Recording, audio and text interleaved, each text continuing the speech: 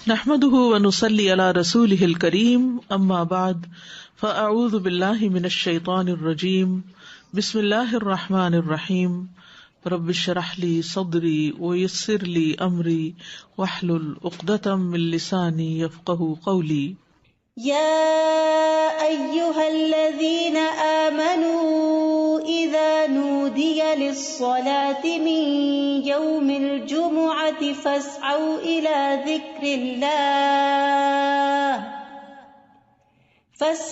إلى ذكر الله وذروا البيع ذلكم خير لكم إن كنتم تعلمون۔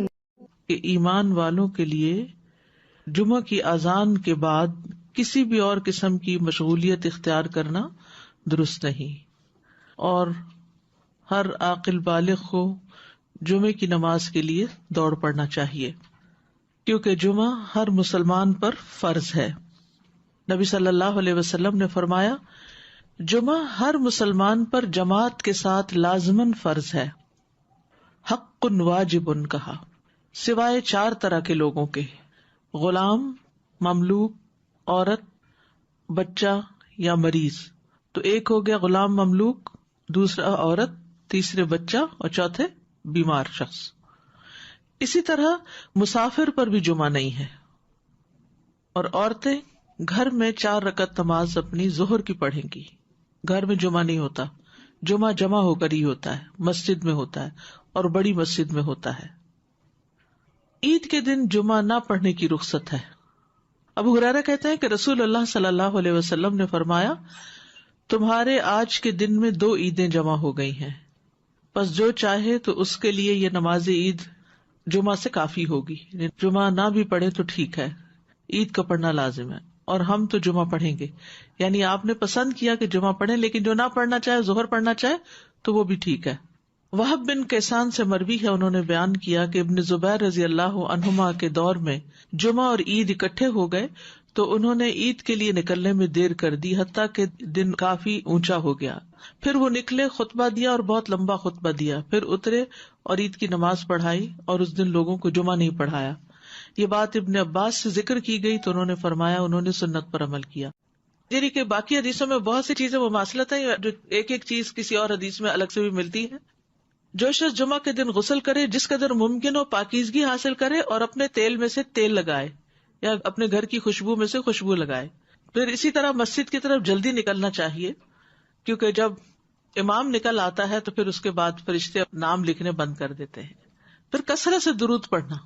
رسول اللہ صلی اللہ علیہ وسلم نے فرمایا، جمعے کے دن اور جمعے کی رات کو، یعنی رات سے ہی شروع ہو جائے۔ کل کسی نے سوال کیا تھا کہ جمعے کی رات کا کوئی خاص عمل کیا ہے، تو وہ درود شریف پڑھنا ہے۔ تو جمعے کی رات کو کثرت سے مجھ پر درود پڑھا کرو، پس جو آدمی مجھ پر 1 دفعہ درود بھیجے گا، اللہ اس پر 10 رحمتیں نازل کرے گا۔ اوس بن اوس روایت کرتے ہیں کہ رسول اللہ صلی اللہ علیہ وسلم نے فرمایا، بے شک تمہارے افضل دنوں میں سے جمعے کا دن ہے۔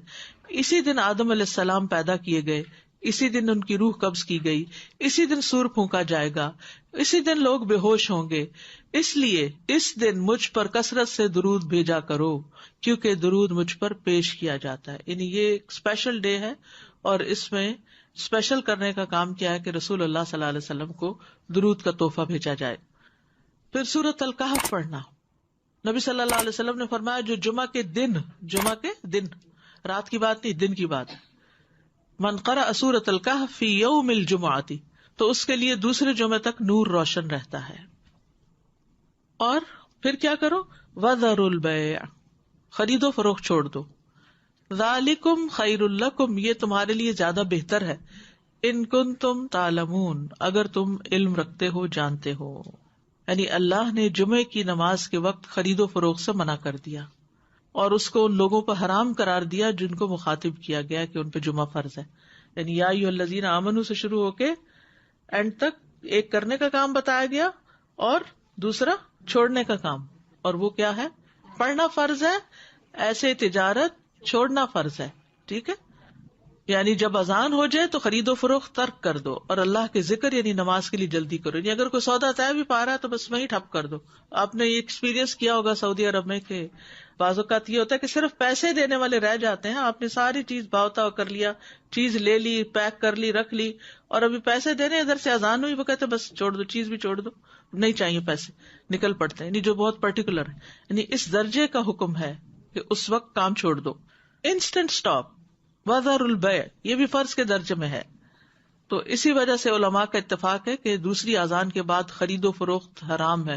اصل میں یہاں تو ہمارے ہاں مسجدوں میں ایک ہی اذان ہوتی ہے, لیکن جیسے اگر سعودی عرب میں آپ نے کبھی حرم میں جمعہ پڑھا ہو تو آپ نے دیکھا ہوگا کہ وہ ایک اذان ذرا آدھا گھنٹہ یا کچھ پہلے دے دیتے, وہ صرف ایک انفارم کرنے کے لیے کہ لوگ تیاری شروع کر دیں. لیکن جو ہی پھر امام بیٹھتا ہے اور اذان شروع ہوتی ہے تو اس کے بعد پھر کوئی خرید و فروخت نہیں, امیڈیٹ پہلے والی ہے. اس میں یہ کہ بعض علماء کا خیال ہے کہ یہ زوال کے بعد سے نماز جمعہ کے فارغ ہونے تک ہے, یعنی جو ہی سورج ڈھل جائے تو شروع ہو جاتا ہے خرید و فروخت بند. کچھ کہتے ہیں خطبے کی اذان سے نماز تک ہے.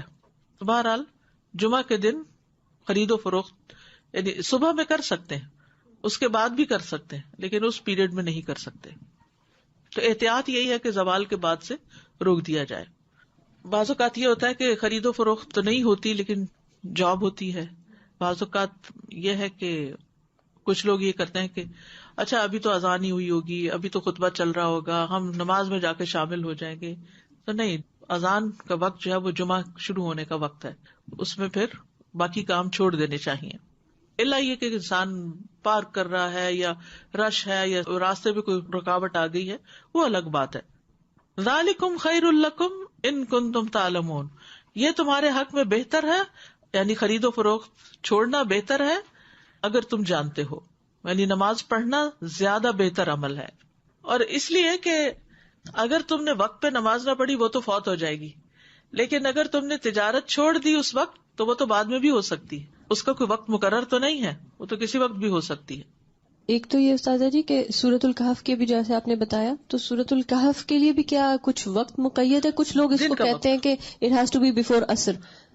نہیں, مغرب سے پہلے تک پورا دن کا پورا دن, درود کے لیے بھی پورا دن.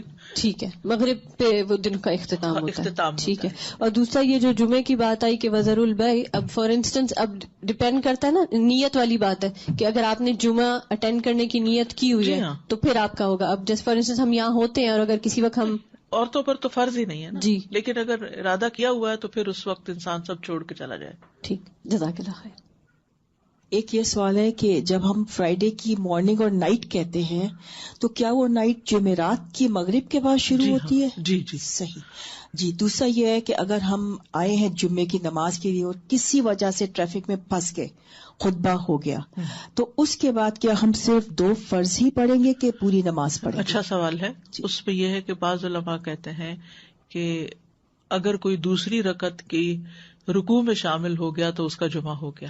امام ابو حنیفہ کا قول یہ ہے کہ اگر اس نے سلام بھی پا لیا تو اس کا جمعہ ہو گیا, کیونکہ وہ بھی نماز کا حصہ ہے.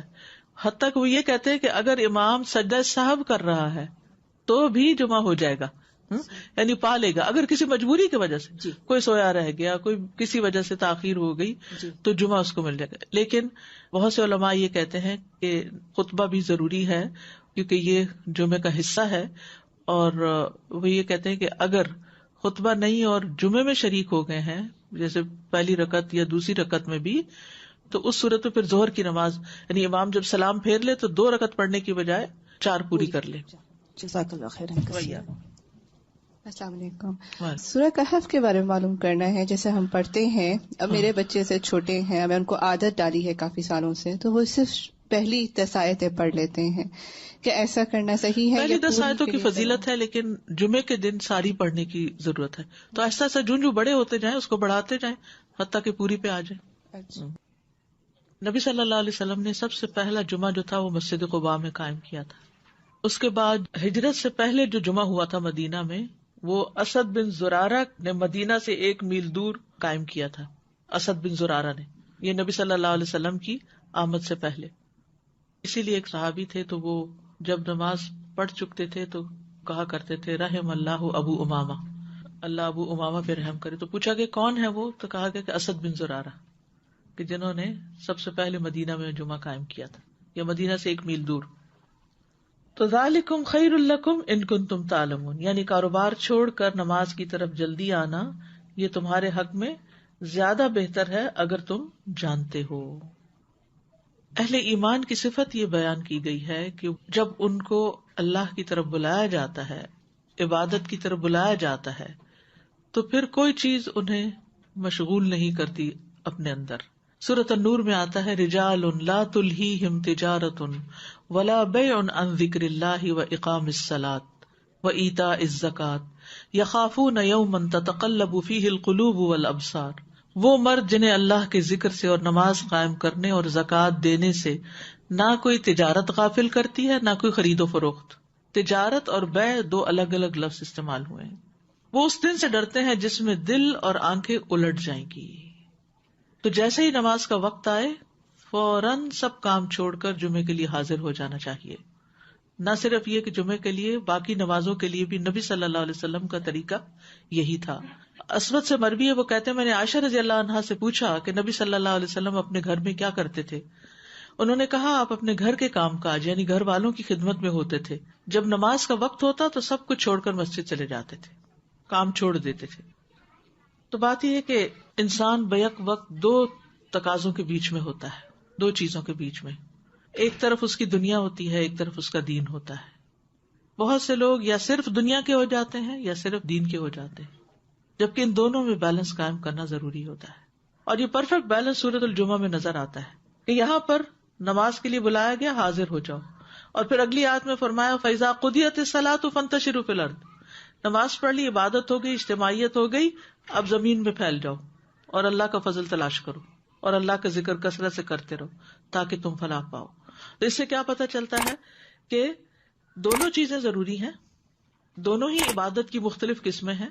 اس کے لیے تقسیم اوقات کی ضرورت ہے، ٹائم مینجمنٹ کی ضرورت ہے. کچھ وقت عبادت کے لیے اور کچھ وقت کام کاج کے لیے. جب اللہ سبحانہ و تعالیٰ اس سے عبادت کا تقاضا کرے تو وہ عبادت کے لیے دوڑ پڑے، اور جب اس کی ضروریات اس کو دنیا کی طرف بلائیں تو اپنے کام کاج اور معاش کی طرف دوڑ پڑے. اسی طرح جب دین کی خدمت کے لیے بلایا جائے، دین کے پڑھنے پڑھانے کا وقت ہو، تو انسان اس کی